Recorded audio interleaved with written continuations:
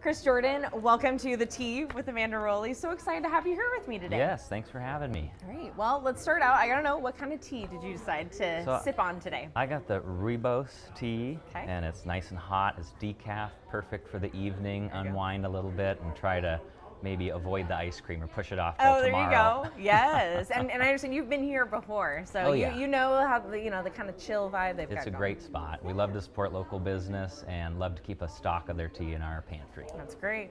Well, I'm sipping on the mango tea. I Nice. switched over, so a little, Nice. little Pretty hot exciting. today. Yes, right. Well, let's get right to it. Yeah. Why did you decide to you're running for District 1, That's right. the new district here in Yes. Spokane County. So why did you decide to run? Well, I am a fourth generation Spokaneite, born and raised here, product of Meade schools, K through 12. So I have really deep roots in the Spokane area. For the past 7 years, I've been working as a state attorney here in Spokane. So I do child safety cases, really take action in court as a lawyer to help keep children safe who are in danger, and then work with families to help them heal and be safe again. So that's what I've been doing for 7 years. It's a heavy job, right? But I see a lot of patterns playing out in my cases, mental health issues that are untreated, drug addiction that's untreated, some poverty issues, domestic violence, and I decided I don't want to sit on the sidelines anymore. I want to be a part of the solution. So the county can impact on all sorts of issues that impact families. I'd like to contribute to building a region where all our children and families can thrive, and I think we need some new voices in our county to make that happen. Yeah, we have quite a few lawyers running in this election this year. We got Natasha Hill and Maggie Yates, so just another one to the list. That's right. Now you mentioned child safety. That's a passion of yours. Yeah. You've worked on quite a bit of legislation. I understand you worked on the Homeless Children Education Act, the first Washington law addressing student homelessness. That's right. Kind of touched on this already, but what plans do you have if you were to win the county commissioner seat to further those efforts here in Spokane County? Yeah, well, homelessness is a critical issue for the community, right?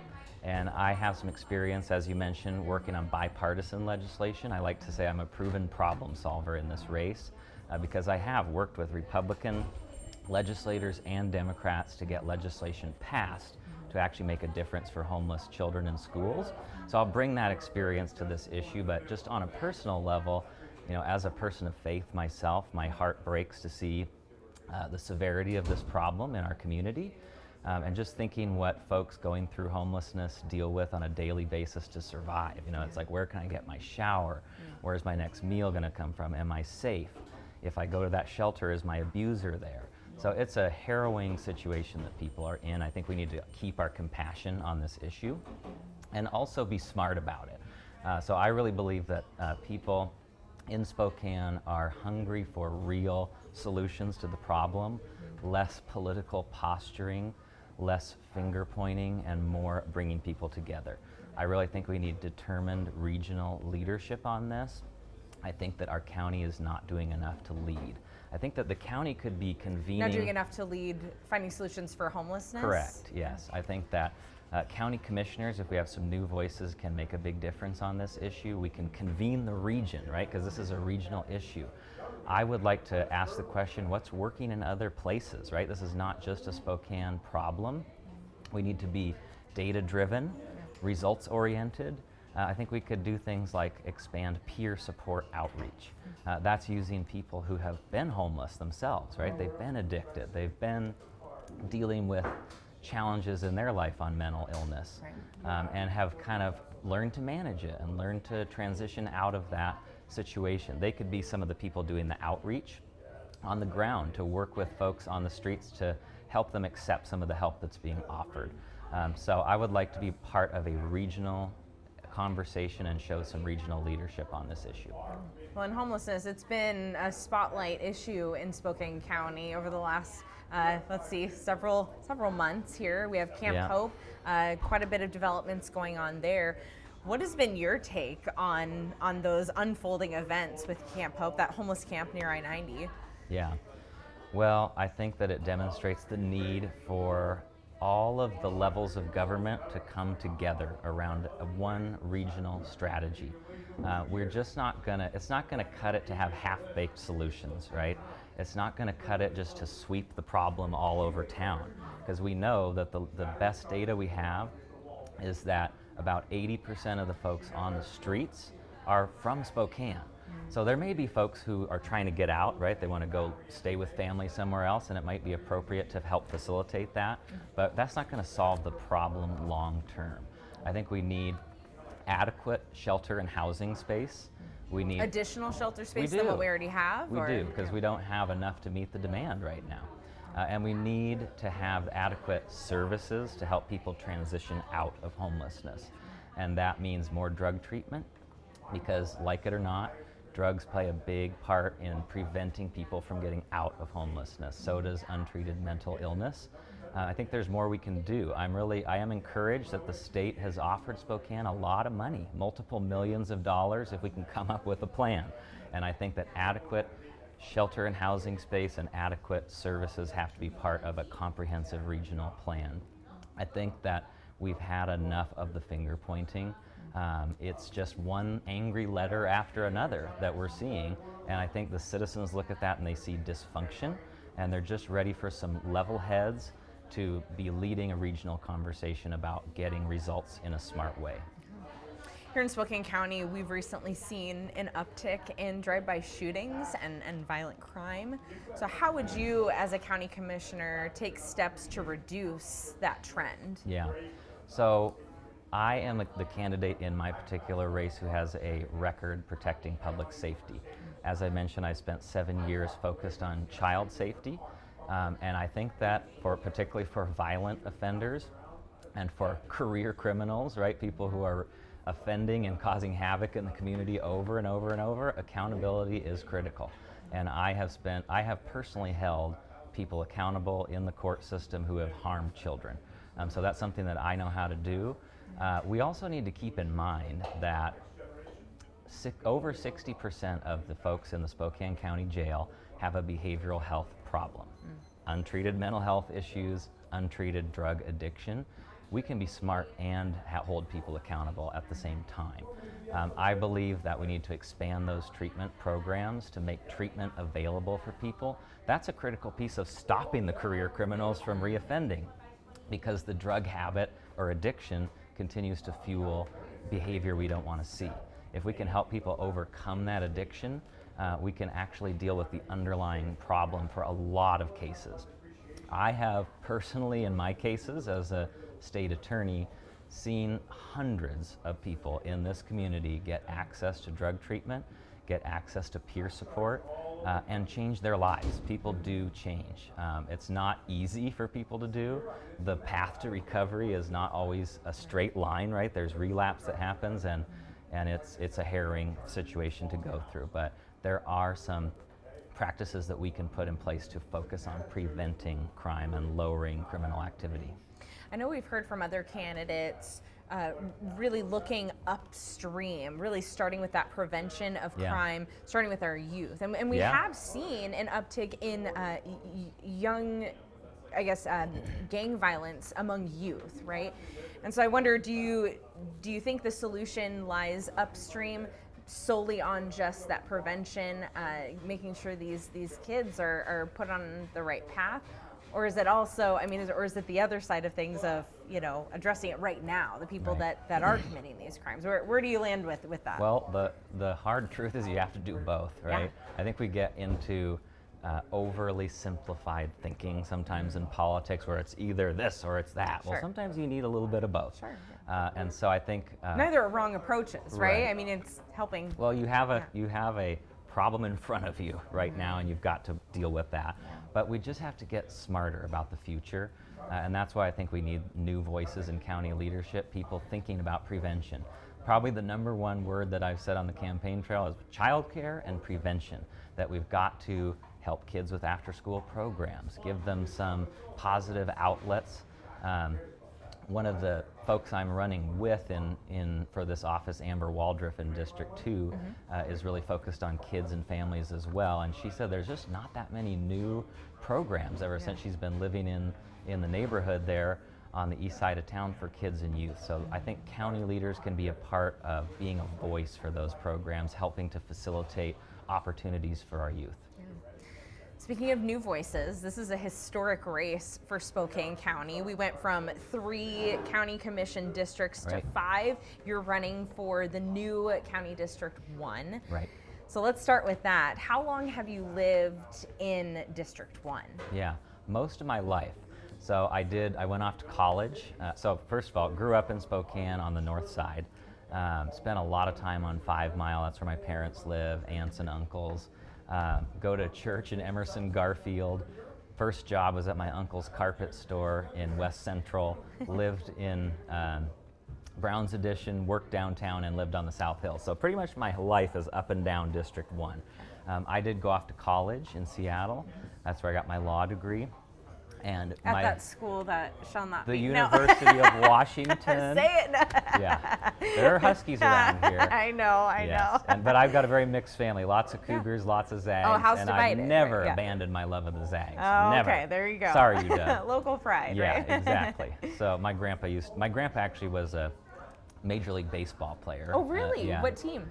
Played for the Angels. His name was Jack Spring. Wow. He came back after his career in the majors to coach kids here and teach. Oh, wow. So he was kind of my hero of getting me interested in being a public servant and working with kids. The baseball talent did not trickle down, unfortunately, but love of the Mariners did, and he always took me to Zags games. That's so great. I've lived here most of my life, and for the past, my wife and I about 7 years ago decided to come back home after college, and she's a family medicine doctor, and then I started working here helping kids at the AG's office. Yeah. Did you always know you wanted to come back to Spokane, back to your hometown?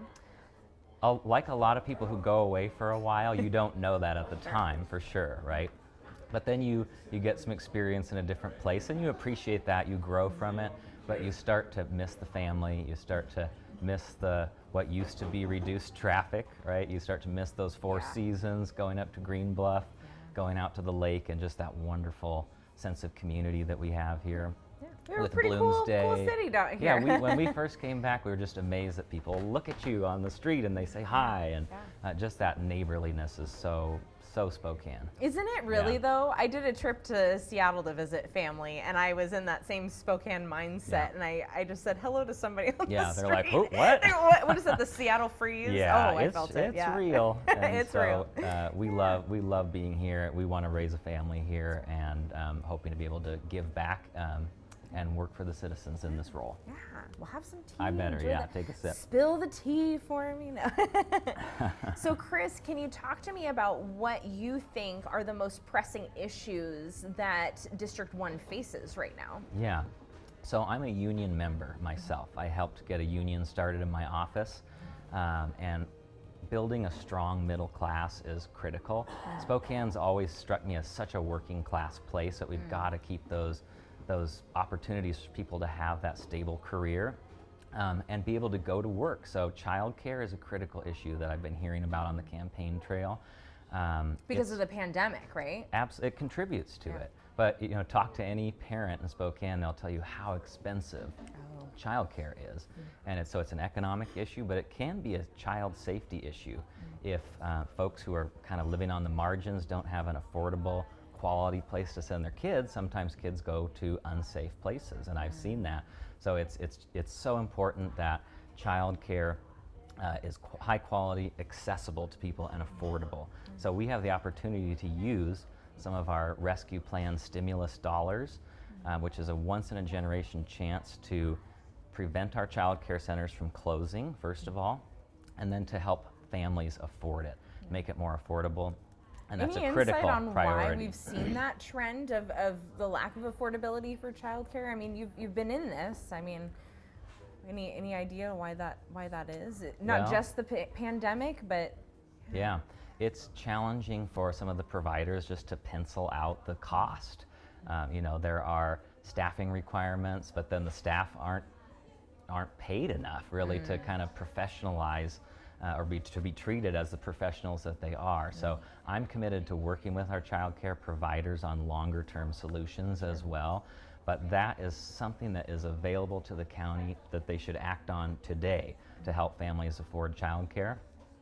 Why haven't we? Well, because we have unions, churches, child care advocates that have been calling on the county to do this, have been attending their meetings, testifying, and our county commissioners have just not made it a priority at this point. And we need folks in there who are going to advocate for policies like that that really help working families get ahead. Because everybody knows that the cost of living is increasing. I've had the experience as well of being a young family, trying to, first of all, rent, right, and save up for that down payment, and then try to buy a house in this market is scary. So you've got all these pressures on families, and the county can help on child care, and they should be doing it today. They should have done it months ago, and I wowould love if they do it tomorrow, because then I could stop talking about it on the campaign trail. There you go. Well, then with District 1, it's one of the 2 new districts in Spokane County. Can you tell me what you think the benefits are to having this expanded representation in Spokane County, expanding from the 3 to now 5 county districts? So this is a county that's grown a lot, right? We see the growth. And we feel it. Yeah, we know the people coming back to Spokane, and then those who are discovering Spokane. So we've grown a lot. It's over 500,000 people in Spokane County now, and creating more commissioners and electing them by districts allows for better representation. It means that every county commissioner has more time to do what we're doing now, meet with the community, show up at community neighborhood meetings, listen to people's concerns, respond to emails and questions. So it's all about better representation and more responsive government. And this is the year, because it's the first year of this new structure, where we have a unique and a once-in-a-generation chance to put new voices at the table at Spokane County. Yeah, and this could be the first time in decades that we could see a Democrat sitting on the Board of County Commissioners. You're running Democrat. Right. Things went favorably blue in the primary elections. I wonder, do you think that gives you an edge going into the general election? I come from a politically mixed family. So one of my biggest supporters was my grandmother, who was the matriarch of our family, who sadly recently passed away. Lifelong Republican, though. She was so excited about supporting me. So yeah, it would be a change to have a mixture of voices, right, at the county leadership. I think that we've had single party dominance there for a long time, and whatever way the elections go, there will probably be a mixture of folks. And I've got the experience, having worked with Republicans and Democrats before, to pass legislation, and I think it's important that we elect people who've got that track record, right, of partnering where you can, right? You gotta stand up for what you think is right, but if there is an agreement to be reached for the public good, then let's do that.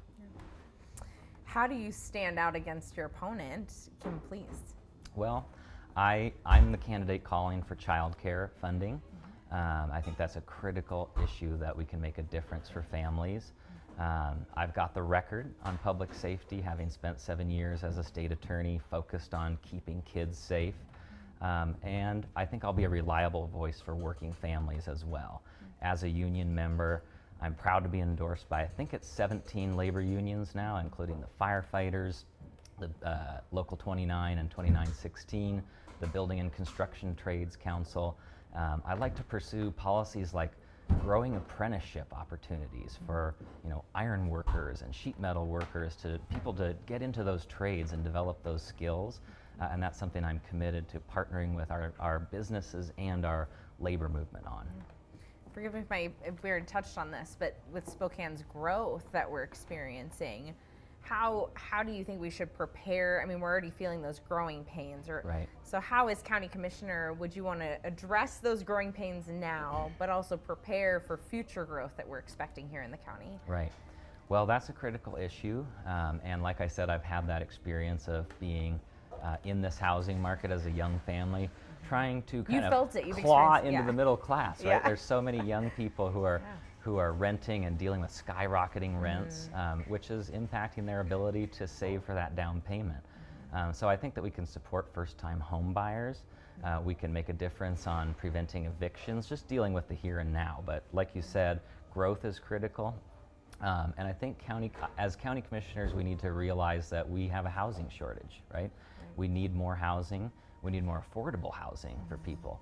And to me, that looks like more middle housing options. Doesn't always have to be big apartments, but just a mixture of choices for people would be critical. I'm proud to be endorsed by the Realtors Association, as well as the Low Income Housing Alliance, because I think that they think, hopefully, that I understand the need for more housing, but doing it in a way that protects taxpayers as well. We have to think about using our existing infrastructure, right, to the full benefit, because it's expensive to build new roads, new schools, new pipes, new utilities, right? So we just have to be smart. We need to be collaborative as a region, work on a regional strategy for growth in the future. That's good. This election, we're also voting on a new Spokane County Sheriff. We've got John Knowles and Wade Nelson. How do you foresee your relationship looking with the Sheriff's Office if you win the race? Right. Well, like I said, I've got experience working with both parties. I think that's really critical, and I've got experience dealing with public safety issues. And so I think that the first priority always should be to try to collaborate, work together. I was recently actually awarded the Judge Triplet Teamwork Award in Superior Court for outstanding collaboration, right? Just trying to work together, trying to prevent unnecessary conflict. So I think, this is a democracy. It's okay to disagree, and I would expect that we will have some disagreements from time to time. But my approach will be to try to work together to solve the common problems that the community has, and also to bring in some outside perspectives as well. I think we've got community groups that have a big stake in these issues, and I'd like to see everybody who's got a stake be involved in the decision-making process and at the table. Sure. I guess the point of coming here today, sharing some tea, is really to help folks get to know our candidates. Yeah. What is something that you hope voters take away from your story or stand out? Yeah. Well, I love baseball, so I'm really excited. Zag baseball? Or Yes. I went to Zag baseball camps as a kid, but really excited about the Mariners hopefully making the playoffs this year, depending on when this is running. But just that commitment to kids, and that's what I mean by the love of baseball. Just how important sports are in kids programs, and they are our future. So I want people to know that I have spent 7 years in this community dealing with really serious issues, keeping kids safe and helping families at their most vulnerable. And I think that we can do better by our kids, realizing that they are our most valuable resource for the future, and we need to do everything we can to make sure they've got a safe child care facility to go to. They've got great opportunities to develop a skill in the trades and stay in Spokane if they want to. But that commitment to service and kids, I hope people remember. That's great. And you kind of touched on this. I mean, coming right out of it, it sounds like we'll see a lot of bipartisan work with you because you have that experience. So can we expect that moving forward? Because we could see, again, a mix of Republicans and Democrats on the board. I think you could expect that I will try. Right? I think you can never guarantee an outcome. Sure. It takes two to tango. But I think if you can focus on what is the goal that we want to get to, sometimes you can get past that, well, I want to do it this way and I want to do it this way, and meet in the middle a little bit. So, it's important that I'm a Democrat for a reason, and really that comes down to believing that helping working families get by in this city, in this country, is a critical piece, making sure that everybody, no matter who they are, what they look like, feels like they belong and that they're treated with dignity. That's why I'm a Democrat, and I'm not going to lose that. And I will speak up if I disagree with things. That different voices is an okay thing, but to the extent I can, I will try to work together with people who disagree. Is there anything else that you think the Board of County Commissioners should be doing that they're not doing right now? We've covered a lot, so I just open it up. Well, we could have a medical doctor on the health board. I think that would be important. I am someone who has a respect for the medical profession and our public, or our healthcare heroes, right, who helped get us through the pandemic. I'm married to a family medicine doctor, and so I've had a firsthand look at just how much training and education and dedication goes in for doctors and nurses and PAs and public health officials. And I just think that we've got a public health board that lacks a medical doctor, and that defies common sense to me. So that's one change I'd like to make. Maggie Yates, running for District 5, has put into her campaign she'd like to restructure the Spokane County Board of Health.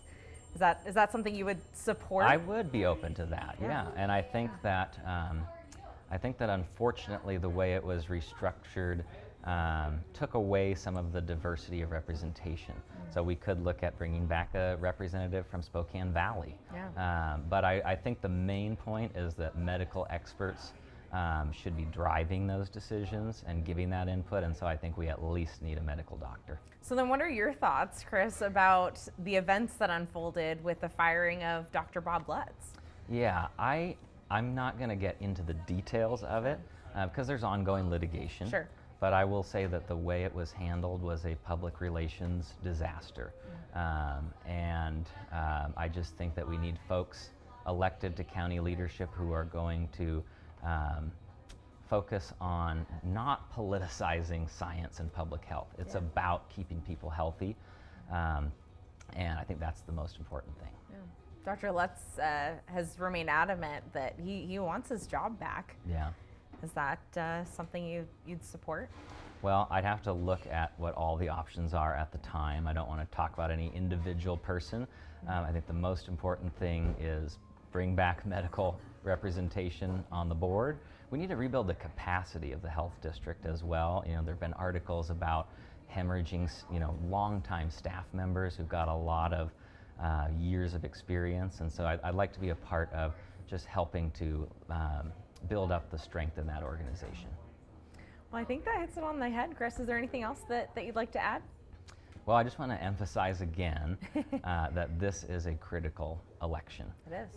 And I think it is really important that we have new folks who represent a new perspective, but that are also really tied in with the community, have a record of public service, and some creative ideas. So whether it's childcare, expanding apprenticeships, working on mental health, drug addiction issues, regional leadership on homelessness, I think I can bring some new perspective, and I'd be honored to have people's support.